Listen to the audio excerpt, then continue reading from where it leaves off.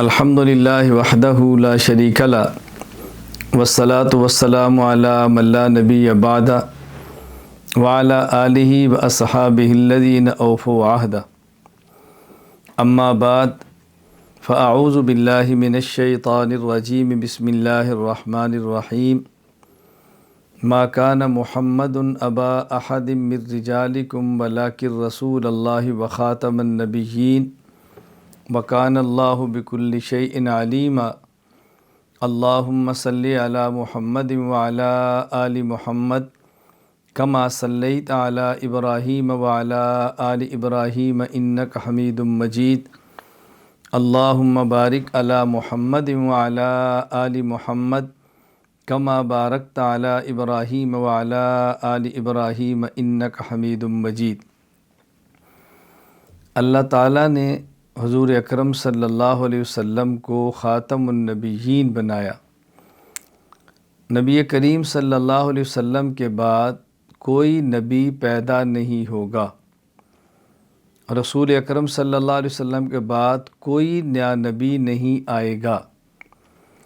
رسول اکرم صلی اللہ علیہ وسلم نے اپنے بعد اپنے ورثاء کا تعین خود فرمایا، ان العلماء ورثۃ الانبیاء، کہ میرے بعد میری امت میں میرے ورثاء انبیاء علیہ السلام کے ورثاء و علماء کرام ہوں گے۔ پھر نبوت کا کمال وہ کمال علمی ہے۔ جس طرح انبیاء علیہ السلام میں باہمی فضیلت کی بنیاد علم ہے، جس نبی کے پاس جس قدر علم ہے اسی قدر اس نبی کی فضیلت دیگر انبیاء علیہ السلام پر ہے۔ اس پر تفصیلی گفتگو قاسم العلوم والخیرات بانی دارالعلوم دیوبند مولانا محمد قاسم ننوتوی رحمہ اللہ تعالیٰ نے تحذیر الناس میں فرمائی ہے۔ علماء کرام میں سے بعض علماء سے افضل ہیں۔ وجہ فضیلت بنیادی طور پر ان کا علم ہے۔ میں جب علم کہتا ہوں تو اس علم سے مراد عام علم نہیں ہے، بلکہ وہ علم ہے جس کے ساتھ عمل ہے، وہ علم ہے جس کے ساتھ فکر ہے، وہ علم ہے جس کے ساتھ منہج صحیح ہے۔ محض علم مراد نہیں، یہ وضاحت کرنا بہت ضروری ہے، کوئی شخص غلط فہمی کے شکار نہ ہو۔ پھر رسول اکرم صلی اللہ علیہ وسلم کے صحابہ کرام میں سے بعض کا علم بعض سے بہت زیادہ تھا، جن میں صدیق اکبر رضی اللہ تعالیٰ عنہ سب سے ممتاز ہیں۔ صحابہ کرام کے بعد جو طبقات مجتہدین کے ہیں، حضرت امام اعظم ابو حنیفہ نور اللہ مرقدہ اس میں ممتاز ہیں۔ پھر یہ 1500 سال کا سلسلہ ہے، دور نبوت سے لے کر آج تک 1500 سال سے بھی سال 44 زیادہ ہو رہے ہیں، تو یہ 15.5 صدیوں کا ایک تسلسل ہے۔ ہر دور میں اللہ تعالیٰ نے ایسے جبال علم پیدا فرمائے ہیں جنہوں نے امت کی رہنمائی فرمائی ہے، امت کو صحیح علم دیا ہے، امت کو صحیح عقیدہ دیا ہے، امت کو عمل صالح دیا ہے، امت کے اخلاق کی تربیت کی ہے، اور امت کو صحیح منہج پر لگا کر اس دنیا سے گئے ہیں۔ ان میں ایک بہت بڑا نام مولانا سید محمد رابع حسنی ندوی رحمہ اللہ تعالیٰ کا ہے۔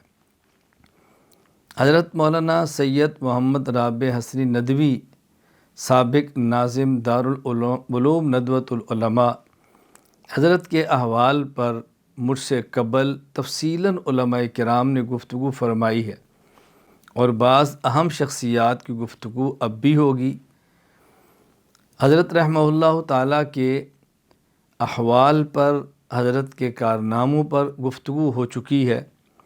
میں نے حضرت کی وفات کے فوراً بعد ویڈیو بیان کے ذریعے امت کے مقتدر طبقات تک اور اپنے ساتھ تعلق والے چھوٹے چھوٹے احباب تک حضرت کی تعزیت کے حوالے سے اپنا پیغام پہنچانے کی کوشش کی ہے، اور خود حضرت مولانا سید بلال عبدالحی حسنی ندوی مدظلہ تک انشاءاللہ امید ہے میرا تحریری پیغام پہنچ چکا ہوگا یا تحریری تعزیت نامہ حضرت تک پہنچ جائے گا، میں نے احباب تک پہنچا دیا ہے کچھ دن قبل۔ میں نے اس پر اجمالی گفتگو کی ہے، اور حضرت مولانا سید محمد رابع ندوی حسنی نور اللہ مرقدہ کی ذات مبارکہ کے حوالے سے میں نے ایک تفصیلاً تحریر بھی تیار کر دی ہے، جس میں حضرت کے حالات کا تذکرہ ہے، کمالات کا تذکرہ ہے، حضرت جن عہدوں پر کام فرماتے اس کا تذکرہ ہے۔ ظاہر اس مختصر مجلس میں ساری باتیں کہہ نہیں پاؤں گا، تو انشاءاللہ وہ تحریر بھی ندوۃ العلماء تک پہنچ جائے گی انشاءاللہ العزیز۔ میں ہندوستان کے مقتدر جرائد تک بھی اس کو بھیجوں گا کہ یہ ہماری ذمہ داری ہے کہ ہم اپنے بڑوں کے منہج کو بیان کرتے رہیں۔ دیکھیں، میں آپ کی خدمت میں دین، مسلک اور مذہب کی بات نہیں کر رہا، وہ تو ہے، اس سے تو چارہ ہی نہیں ہے نکلنے کا۔ نہ ہم دین کو چھوڑ سکتے ہیں جو کہ منصوصات قطعیات کا نام ہے، جس سے نکلنا دائرہ اسلام سے نکلنا ہے، نہ ہی ہم مسلک کو چھوڑ سکتے ہیں جو کہ منصوص ظنیات کا نام ہے، جس سے نکلنا دائرہ اہل سنت والجماعت سے نکل جانا ہے، اور نہ ہی ہم اپنے مذہب کو چھوڑ سکتے ہیں کہ اپنے مذہب کو چھوڑنا آوارگی کی طرف نکل جانا ہے، اور نہ ہی ہم اپنے اکابر کے منہج کو چھوڑ سکتے ہیں کہ اکابر کے دیے منہج سے نکل جانا راہ راست سے بھٹک جانا ہے، اور پھر مسائل پیدا ہوتے ہیں جس کو سنبھالنا عام شخص کے بس میں نہیں ہوتا۔ اس لیے میں بار بار منہج کی بات کر رہا ہوں کہ جب ہم ان کے منہج کو چھوڑنے کے لیے تیار نہیں ہیں تو ان کے مذہب، ان کے مسلک اور ان کے دیے ہوئے دین کو ہم کیسے چھوڑ سکتے ہیں؟ اس کی توقع بھی نہیں کی جا سکتی۔ تو حضرت کے حوالے سے میں نے تفصیلاً گفتگو کی ہے۔ فی الوقت میں چند ایک باتیں عرض کرنا چاہتا ہوں بڑے اختصار کے ساتھ حضرت کے حوالے سے، اور پھر چند ایک باتیں اپنے سے مراد ہم بعد والوں کے حوالے سے کہ ہمیں کیا کرنا چاہیے۔ حضرت سید محمد رابع حسنی ندوی نور اللہ مرقدہ جس مقام تک پہنچے ہیں، میں سمجھتا ہوں کہ بنیادی طور پر اس میں 3 چیزوں کو بہت دخل ہے۔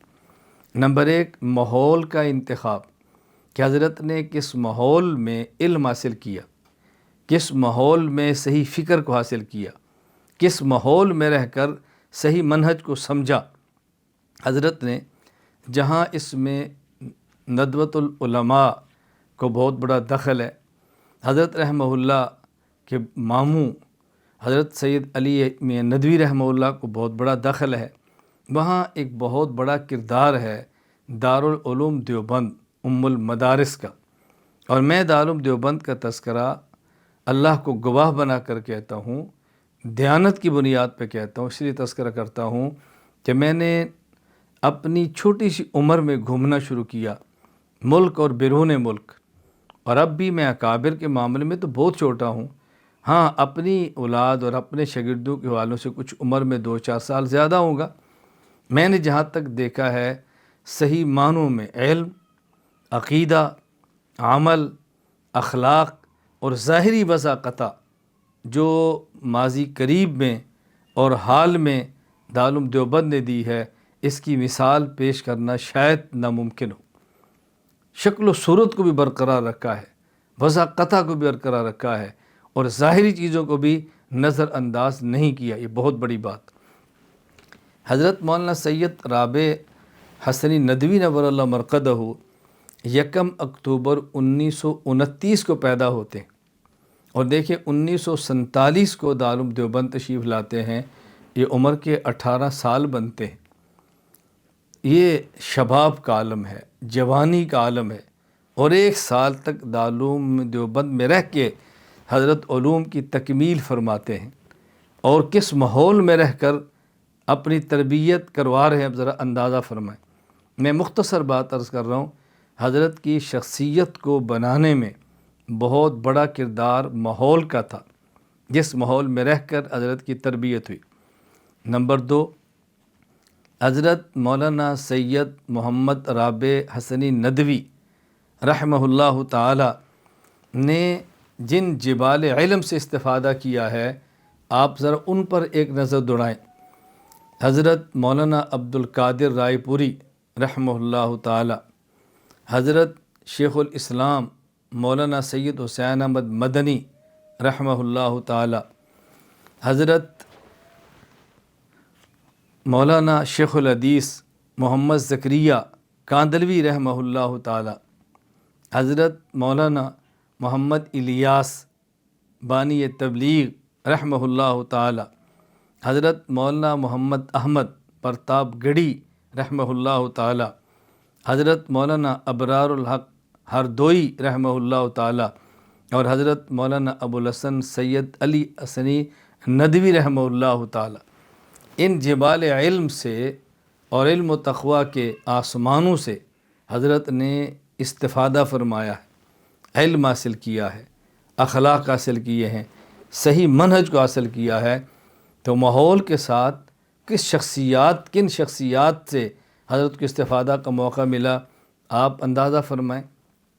استفادے کے لیے سبق پڑھنا اتنا اہم نہیں ہے، استفادہ کے لیے کسی کے بیان کو سننا اتنا اہم نہیں ہے، جتنا اہم کسی شخص سے صحبت میں رہ کر براہ راست اس سے فکر اور کڑن اور درد کو حاصل کرنا ہے۔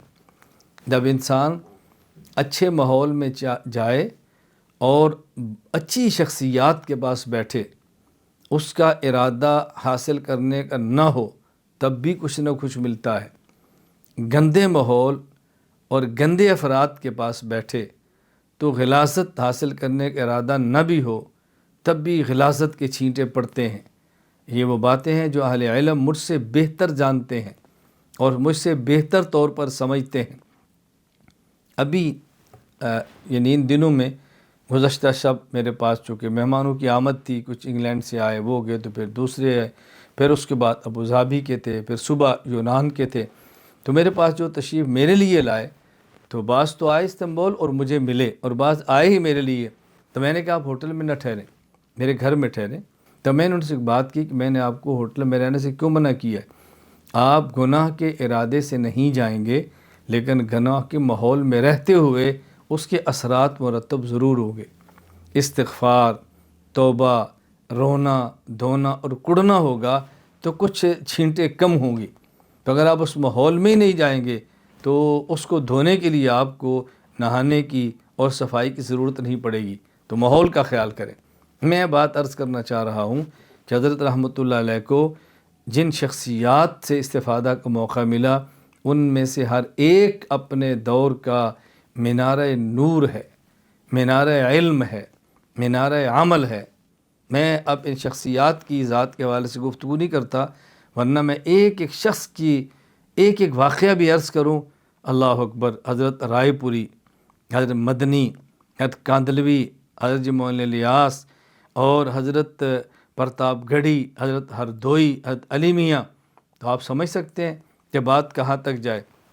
ان میں سے حضرت ہردوئی رحمہ اللہ تعالی کو تو میں نے براہ راست دیکھا ہے، حضرت کو بہت قریب سے دیکھنے کا موقع ملا ہے، اور بعض ایسے مواقع بھی ہیں کہ جس میں میرے علاوہ 4 یا 5 احباب اور ہوں گے جن نے ان مناظر کو دیکھا ہوگا۔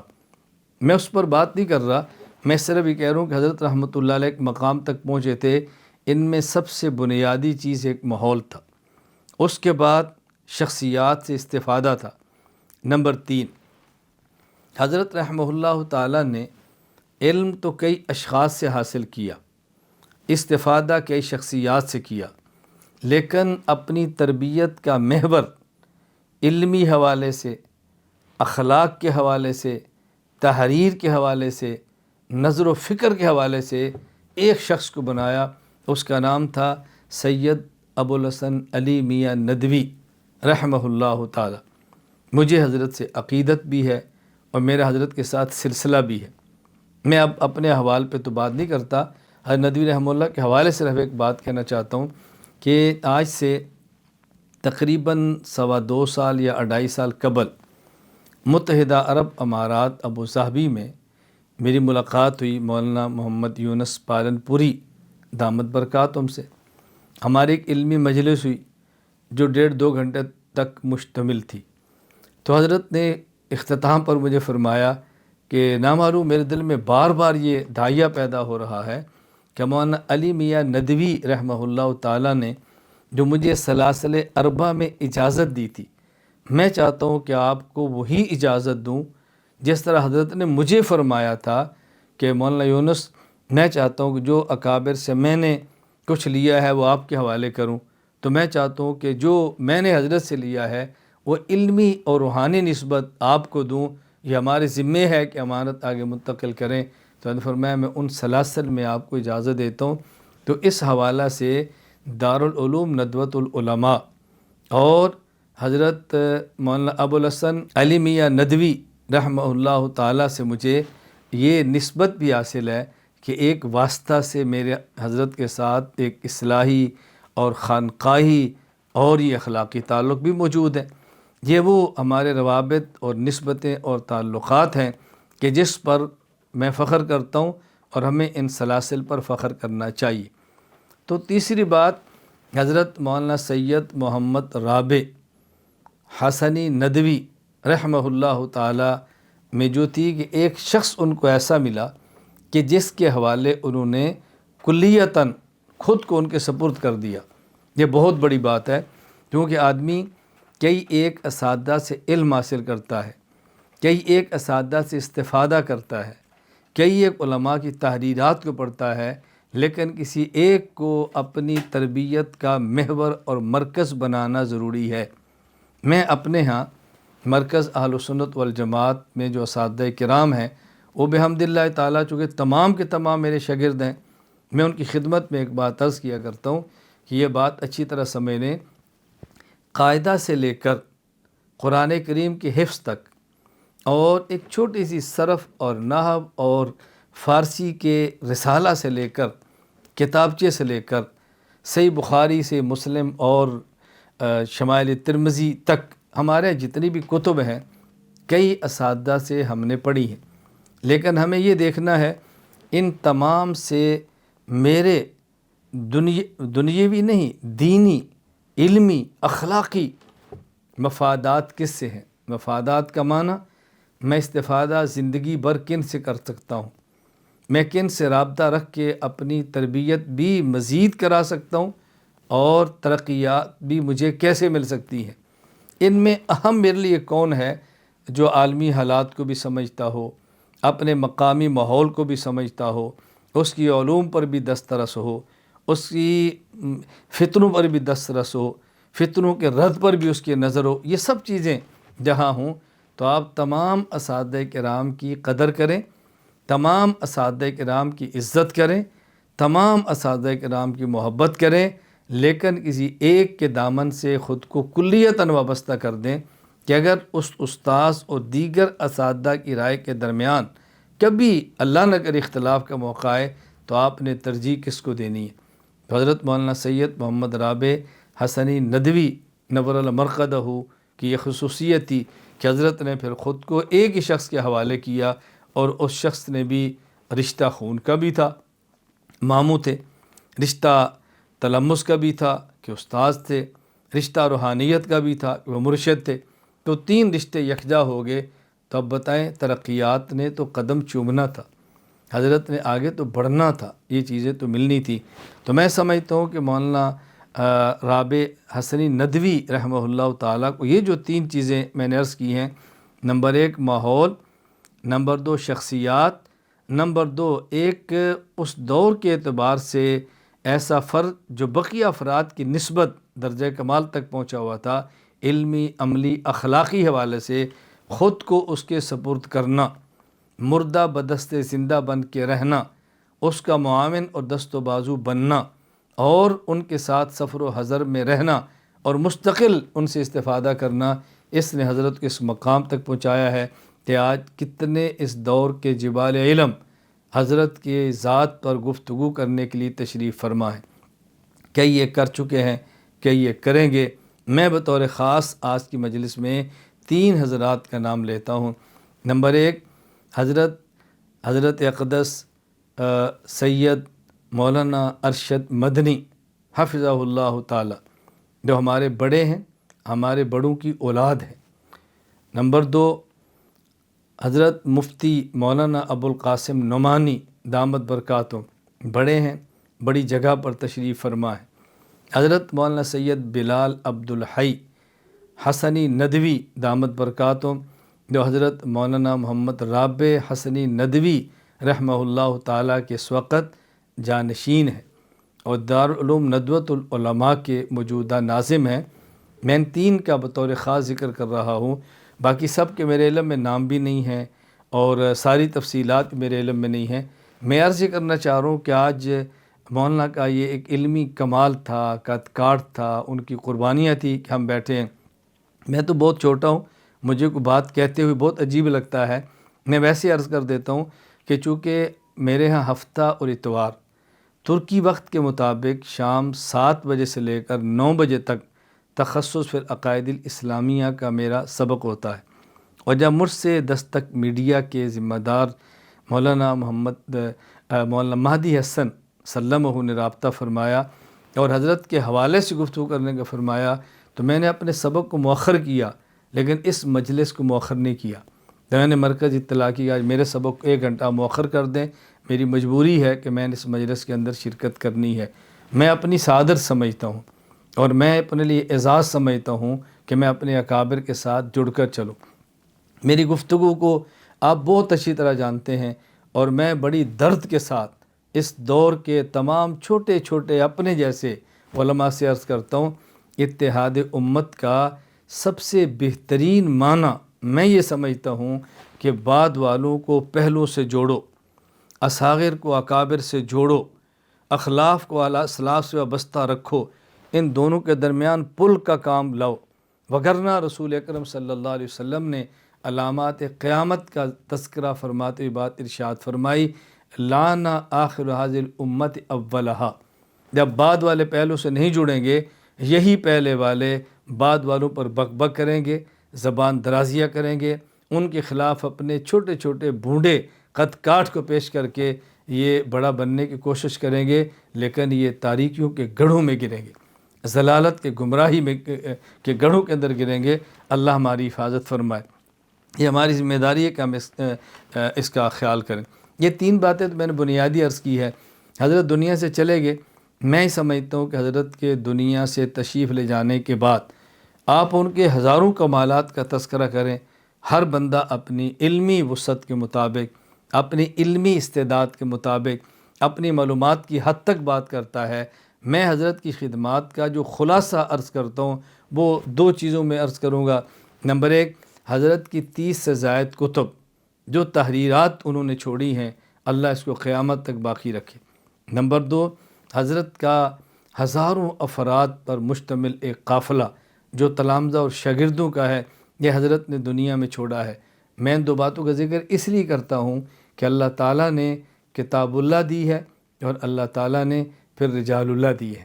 کتاب اور رجال یہ اللہ کا طریقہ ہے، میرے اللہ کی سنت ہے کہ اللہ تعالیٰ کتاب دیتے ہیں، تربیت کے لیے افراد دیتے ہیں، اور اگر کوئی عالم یہ کام دنیا سے کر کے چلا جائے، نمبر 1 کتب دے جائے، نمبر 2 افراد تیار کر دے، یہ بہت بڑا کارنامہ ہے۔ میں بالکل وقت کا بہت خیال کر رہا ہوں۔ میں نے مولانا سے گزارش کی تھی، مجھے وقت آپ بتا دیں گے تو مجھے بہت سہولت رہے گی۔ میں بحمد اللہ تعالیٰ 1 منٹ میں بھی بات کر سکتا ہوں، اور 1 گھنٹہ 1 دن بھی مجھے آپ فرمائیں گے تو میں لگا رہوں گا۔ مجھے نہ لمبی بات کرتے ہوئے الجھن آتی ہے، نہ بات سمیٹتے ہوئے دقت پیش آتی ہے۔ میں نے بڑے بڑے اجتماعات میں 1.5 منٹ کا بیان بھی کیا ہے، تو مولانا فرمایا نہیں آپ تھوڑی سی بات کر لیں، تو میں اس لیے تھوڑی سی بات لمبی کر رہا ہوں، ورنہ میں جتنا وقت کم ہو میں اس پر خوش ہوتا ہوں۔ یعنی مجھے کوئی شوق بھی نہیں ہے بہت لمبی بات کرنے کا، باتیں چونکہ چل پڑتی ہیں، میں اس لیے عرض کرتا ہوں۔ میں اکثر گزارش کیا کرتا ہوں کہ اگر کوئی مجھ سے پوچھے تو میں 3 شخصیات کا نام لیتا ہوں بطور معلم پوری تاریخ میں۔ نمبر 1، حضرت نبی الانبیاء، سید الانبیاء، امام الانبیاء، خاتم الانبیاء، رسول اکرم صلی اللہ علیہ وسلم، یہ ہمارے ایمان کا حصہ ہے، جن کے سے ہلکی سی روگردانی بھی دائرہ اسلام سے نکالتی ہے۔ نمبر 2، سیدنا سید الفقہاء، حضرت امام اعظم ابو حنیفہ نعمان بن ثابت۔ نمبر 3، شیخ الہند مولانا محمود حسن دیوبندی، یہ دیوبندیت کا فرد کامل ہے، جب دیوبندیت میں کہا جائے کہ مولانا دیوبندی نے کہا، اس کا معنی صرف ایک ہے، سید مولانا محمود حسن، الفرد المطلق اذا یطلق یراد به الفرد الکامل، فرد کامل دیوبندیت کا شیخ الہند ہے۔ خیر، میں یہ عرض کر رہا ہوں کہ اس میں بنیادی چیز کیا تھی؟ ان لوگوں نے یہ دو چیزیں دی ہیں۔ رسول اکرم صلی اللہ علیہ وسلم کی ذات گرامی پر تو بات کرنا ہمارے اختیار بھی نہیں ہے، ہم بے بس ہیں اس پر، تو باقی یہ دو کام بہت اہم ہیں، اور مولانا سید رابع حسن ندوی رحمہ اللہ تعالیٰ نے دو کام سر انجام دیے ہیں۔ ہزاروں افراد پر مشتمل ایک تلامذہ اور شاگردوں کا قافلہ تیار فرمایا ہے، اور کتب تحریر فرمائی ہیں جو رہتی دنیا تک انشاءاللہ رہیں گی۔ تو حضرت کے مقام تک پہنچنے کی 3 وجوہ اور حضرت کے کارناموں کا خلاصہ جو میں سمجھاؤں، میں نے وہ آپ کی خدمت میں عرض کی ہے۔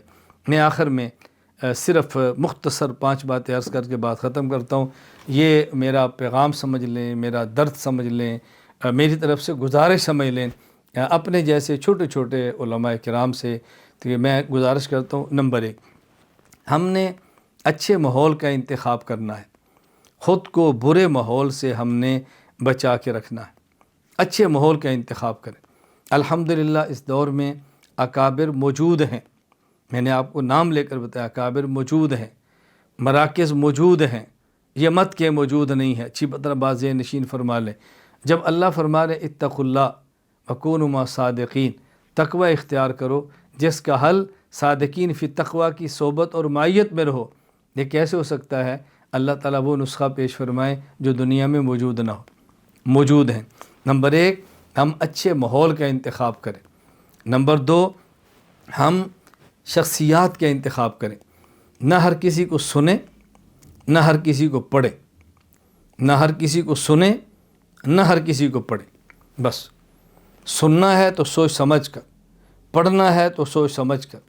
اپنے پاس علوم کم ہیں تو اپنے اکابر سے، اپنے اساتذہ سے پوچھو، میں کس کو سنوں، کس کو نہ سنوں، میں کس کو پڑھوں اور کس کو نہ پڑھوں۔ عام طور پہ کہا جاتا ہے کہ انظر الی ما قال لا تنظر الی من قال، یہ نہ دیکھو کہنے والا کون ہے، یہ دیکھو کیا کہتا ہے۔ یہ مبتدی کے لیے نہیں ہے، یہ منتہی کے لیے ہے۔ میں جملے کا انکار نہیں کرتا، یہ مبتدی کے لیے نہیں ہے، یہ منتہی کے لیے ہے۔ یہ اس شخص کے لیے نہیں ہے جو حق اور باطل میں فرق نہیں کر سکتا، یہ اس کے لیے ہے جو حق اور باطل میں فرق کر سکتا ہے۔ یہ نہ دیکھو کہنے والا کون ہے، یہ دیکھو کیا کہتا ہے، یہ مبتدی کے لیے ہے، یہ منتہی کے لیے۔ مبتدی کو دیکھنا چاہیے سب سے پہلے، یہ دیکھو کہنے والا کون ہے، پھر دیکھو کیا کہتا ہے۔ تو ہم نے پہلے دیکھنا ہے کہ کہنے والا کون ہے، اور پھر دیکھنا ہے کہ کیا کہتا ہے۔ ہاں، جب اللہ آپ کو وسعت عطا فرمائے، حق اور باطل میں امتیاز ہو جائے، تو پھر آپ جو چاہیں کریں۔ میں اس پر بڑے اختصار سے ایک واقعہ پیش کرتا ہوں۔ ابھی ماضی میں قریب میں فوت ہوئے ہیں دارالعلوم دیوبند کے صدر المدرسین حضرت مولانا مفتی سعید احمد پالنپوری نور اللہ مرقدہ۔ میں چونکہ بہت چھوٹا ہوں، اس لیے ہر وقت اپنے کام میں رہتا ہوں، اور اپنے چھوٹے پن اور کام کی وجہ سے بہت کم مجھے سننے کا موقع ملتا ہے، لیکن جن کو میں تھوڑا تھوڑا بھی سنتا ہوں، ان میں ایک نمایاں نام مولانا پالنپوری حضرت مفتی سعید احمد رحمہ اللہ تعالیٰ کے، ایک نام حضرت مولانا علامہ خالد محمود رحمہ اللہ تعالیٰ کا ہے جو لندن میں انتقال فرمائے۔ نمبر 3، حجت اللہ فی الارض رئیس المناظرین مولانا محمد امین اکاڑوی رحمہ اللہ تعالیٰ کا ہے۔ مجھے جب بھی موقع سننے کا ملے یا میرا جی چاہے تو میں انہی حضرات کو سنتا ہوں۔ خیر، حضرت مولانا سعید احمد پالنپوری رحمہ اللہ نے اپنا واقعہ خود بیان فرمایا کہ میں سہارنپور میں تھا، درجہ رابعہ میں تھا، وہاں سخت پابندی تھی کہ کسی بھی طالب علم نے مودودی کی کتاب کو نہیں پڑھنا، یہ شکایت آنے کی دیر تھی کہ اس کا اخراج ہو جاتا۔ تو انہوں نے فرمایا میں دروازے کے کواڑ کے پیچھے چھپ کے مودودی کتاب پردہ پڑھ رہا تھا۔ مفتی یحییٰ رحمہ اللہ تشریف لائے درسگاہ میں، دیکھ لیا اور مجھے کچھ نہیں کہا، فرمایا کہ دارالفتہ آنا۔ حضرت چونکہ دارالفتہ بیٹھتے تھے تو فرماتا ہے میں حضرت کے پاس چلا گیا، تو حضرت نے مجھے فرمایا کہ مودودی کو ابھی نہ پڑھو، جب پڑھنا ہوگا میں بتاؤں گا۔ فرمایا بس اتنی بات ختم ہوگی۔ حضرت فرماتے ہیں کہ اس کے بعد میں، آپ اندازہ فرمائیں، سہارنپور پڑھا، پھر دارالعلوم دیوبند پڑھا، یہ فرمانے لگے کہ میرا ایک وقت گزرا، نہ سہارنپور پڑھا، پھر دارالعلوم دیوبند آیا، میری تعلیم کے اوقات، پھر میں دیوبند میں ایک اور مدرسہ تھا وہاں مدرس رہا، تقریباً 15 سال فرمایا گزرے۔ اس 15 سال کے بعد حضرت کا مجھے خط موصول ہوا کہ اب تم مودودی کو پڑھ سکتے ہو۔ 15 سال بعد خط آیا کہ اب تم پڑھ سکتے ہو۔ حضرت فرماتے تھے کہ ہمارے اکابر اس قدر اہتمام فرماتے تھے کہ آپ نے کس کو پڑھنا ہے۔ میں گزارش ہی کر رہا ہوں، نمبر 1 ہم اچھے ماحول کا انتخاب کریں، نمبر 2 ہم اہم شخصیات کا انتخاب کریں پڑھنے کے حوالے سے اور سننے کے حوالے سے، نمبر 3 ہم میں سے ہر شخص کسی شیخ طریقت اپنے مرشد کے ساتھ خود کو وابستہ کر کے اپنے علم کی علم کے رخ کو سیدھا رکھنے کے لیے بیعت کا سلسلہ قائم کریں۔ اگر علم صحیح نہ ہو تو انسان ضلالت کے گڑھے میں گرتا ہے، اگر علم انسان کا تگڑا ہو اور لگام کسی کے ہاتھ کے اندر نہ ہو تو اس کی مثال پھر اس بہترین اور طاقتور گھوڑے کی ہے کہ جس کا کوچوان طاقتور نہ ہو۔ وہ جب دوڑتا ہے ٹانگے کو مارتا ہے، سواریاں برباد کرتا ہے، خود بھی تباہ ہوتا ہے۔ تو جتنا علم تگڑا ہو اتنا ہی شیخ تگڑا ہونا ضروری ہے۔ ہمیں اپنی لگام کسی کے ہاتھ میں دینی چاہیے، بے لگام ہو کر کبھی دین کا کام نہ کریں، بہت الجھنیں پیدا ہوئی۔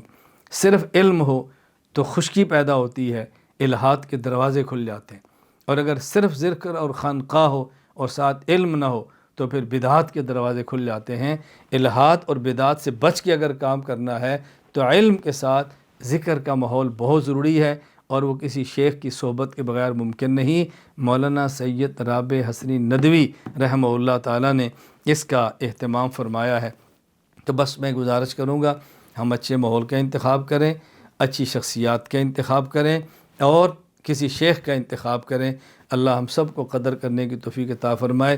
میں اس مجلس کے آخر میں بطور خاص حضرت مولانا ارشد مدنی دامت برکاتہم، مفتی ابوالقاسم نعمانی دامت برکاتہم، سید بلال عبدالحی حسنی ندوی دامت برکاتہم، میں حضرت کا تہ دل سے شکریہ بھی ادا کرتا ہوں کہ اس مجلس کے اندر میری معلومات کے حد تک تشریف فرما ہے، اور دستک میڈیا کا کہ جنہوں نے اس کا اہتمام فرمایا۔ میں بس ایک بطور مزاحک بات کہہ دیتا ہوں، مجھے ہندوستان کے ایک جید شخص نے رابطہ کیا اور کہا آج جو آپ کا پروگرام ہو رہا ہے یہ کن کے محتاط ہے، یہ کون لوگ ہیں؟ تو کوئی چھوٹے سے لوگ لگتے ہیں جو پروگرام کرا رہے ہیں، ہر بندے کی اپنی رائے ہوتی ہے۔ میں نے انہیں کہا کہ پہلی بات ہے کہ چھوٹے نہیں، دوسری بات ہے کہ چھوٹا جتنا بھی چھوٹا ہو جب وہ بڑوں کی سرپرستی میں ہو تو اس کو چھوٹا نہیں کہا جاتا۔ از خود کوئی کام کرے تو بڑا بھی چھوٹا ہوتا ہے، اور چھوٹا کسی کے زیر سایہ ہو تو وہ چھوٹا بھی بڑا ہوتا ہے۔ اور دوسری بات ہے کہ ہمیں دیکھنا چاہیے، ہمیں ایک پلیٹ فارم ملا ہے اکابر کی، چونکہ ہر ایک کی رائے بڑی سوچ الگ ہوتی ہے نا، تو میری فکر چونکہ بالکل الگ ہے، میں تو دیہات کو نہیں چھوڑتا، شہر کو نہیں چھوڑتا۔ میں نے عرض کیا بات بہت لمبی ہوتی ہے۔ حضرت مولانا مفتی زرولی صاحب رحمہ اللہ تعالی، حضرت کے یہاں جامعہ احسن العلوم میں ختم بخاری تھا، اور حضرت کا مزاج آپ بڑی اچھی طرح جانتے ہیں، کسی کو بلانا یہ بڑی عجیب سی بات تھی۔ حضرت نے خود ختم بخاری کروانی تھی، تو حضرت نے ختم بخاری سے 2 روز قبل مجھے فون فرمایا کہ میری خواہش ہے کہ آپ ہمارے ختم بخاری کے درس کے اندر آؤ۔ حضرت کا جامعہ کراچی میں تھا اور میں کراچی ہی میں تھا، تو میں نے حضرت سے کہا حضرت میرا چونکہ 2 دن بعد ایک اہم پروگرام ہے اور پنجاب کے ہے، تو میں انشاءاللہ دیکھتا ہوں کوئی ترتیب بن سکتی ہے کہ نہیں۔ جب فون بند ہوا تو میرے ساتھ وہاں کراچی کے میری شورا کے احباب موجود تھے، تو میں نے کہا آپ کی کیا رائے ہے؟ تو انہوں نے کہا استاد جی وہ پنجاب کے دیہات کا پروگرام آپ ختم کر دیں، مفتی زرولی صاحب دامت برکاتہم کے سٹیج کو نہ چھوڑیں، ہزاروں علماء ہوتے ہیں یا کسی کو بلایا جاتا ہے تو آپ اس کو نہ چھوڑیں۔ تو میں نے ان سے کہا کہ مفتی صاحب دامت برکاتہم بڑے ہیں، ان کو کئی بڑے مل جائیں گے، وہ جو چھوٹا سا دیہات ہے ان کے پاس میں نہ گیا تو ان کو کون سا مولوی ملے گا، تو میرے لیے بہت مشکل ہے۔ خیر میں پنجاب کے دیہات میں چلا گیا، رات جلسے سے فارغ ہوا، صبح 8 بجے فلائٹ لے کر بھی میں کراچی آیا تو 10:30 نہیں پہنچ سکتا تھا، تو میں نے وہاں کے خادم کو فون کیا، انہوں نے فوراً مفتی صاحب کو فون دیا، تو سٹیج پر ہی مفتی صاحب سمجھے شاید آ رہا ہے، تو میں نے کہا 8 بجے میں لاہور ہوں، 2 گھنٹے سفر ہے، اگر میں پہنچوں گا بھی تو آپ کے پروگرام ختم وقت ہوگا، تو میرا خیال ہے میرے لیے آنا مشکل ہوگا۔ ہر مفتی صاحب رحمہ اللہ فرمانے لگے ہمارے پاس آئے تو ہزاروں ہیں، ہم بلاتے کسی کو ہیں، لیکن مولانا کی مصروفیتیں نہیں آ سکے۔ میں گزارش کر رہا ہوں کہ میں نے اتنے بڑے اسٹیج کو ایک دیہات کی وجہ سے چھوڑ دیا. یہ ایک عالم کی ذمہ داری ہے کہ وہ دیہات کا بھی فکر کرے، چھوٹی جگہوں کا فکر کرے. میں نے عرض کیا، میں ان باتوں کو میں اپنی تحریر میں ذکر کر چکا ہوں کہ مولانا رابع حسنی ندوی رحمہ اللہ نے کس طرح بڑے ہونے کے باوجود بھی آبائی علاقے چھوٹی چھوٹی جگہوں کو نظر انداز نہیں فرمایا تھا. تو وقت کم ہے، میں نے اس لیے بہت کم گفتگو کی ہے. میں آخر میں اپنے اکابر کا شکریہ بھی ادا کرتا ہوں، ان کی صحت اور سلامتی عافیت کے لیے دعا بھی کرتا ہوں، اور دستک میڈیا کے ذمہ داران خصوصاً بھائی محمد مہدی حسن حفظہ اللہ، ان کا بھی شکریہ ادا کرتا ہوں کہ ان نے موقع فراہم کیا ہے. اور ہمیں چاہیے ہم اس بات کا اہتمام کریں، مساجد بنائیں، مدارس بنائیں، دیہاتوں میں خانقاہیں بنائیں، اور سوشل میڈیا کو حدود شریعت میں رہ کر استعمال کریں، اور اپنے اکابر سے پوچھ کے کریں.